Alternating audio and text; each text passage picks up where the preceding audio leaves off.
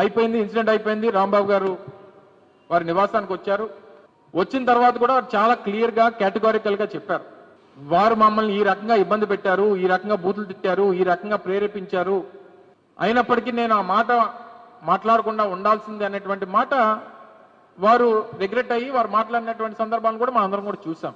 కానీ ఏదైతే ఒక స్కెచ్తో, ఒక ప్లాన్తో తెలుగుదేశం పార్టీ హైకమాండ్ దగ్గర నుంచి, ముఖ్యమంత్రి దగ్గర నుంచి, ముఖ్యమంత్రి కొడుకు దగ్గర నుంచి ఉన్నటువంటి ఈ ప్రణాళిక ఏదైతే ఉందో ఆ ప్రణాళికను వారు అమలు చేయాలనుకున్నారు. అమలు చేసేటువంటి దాంట్లో సఫలీకృతం అయ్యారు.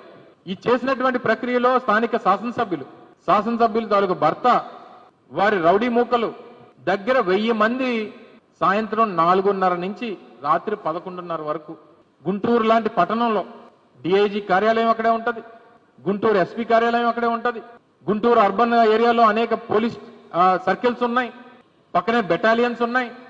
అంటే 2 నిమిషాల్లో ఫోర్సెస్ తీసుకొని వచ్చి చెదరగొట్టేటువంటి దానికి అవకాశం ఉన్నప్పటికీ పైనుంచి వస్తున్నటువంటి ప్లాన్ ఏదైతే ఉందో అది అమలు అయినంత వరకు వారు ఎక్కడా కూడా రెస్పాండ్ అయినటువంటి పరిస్థితులు లేవు.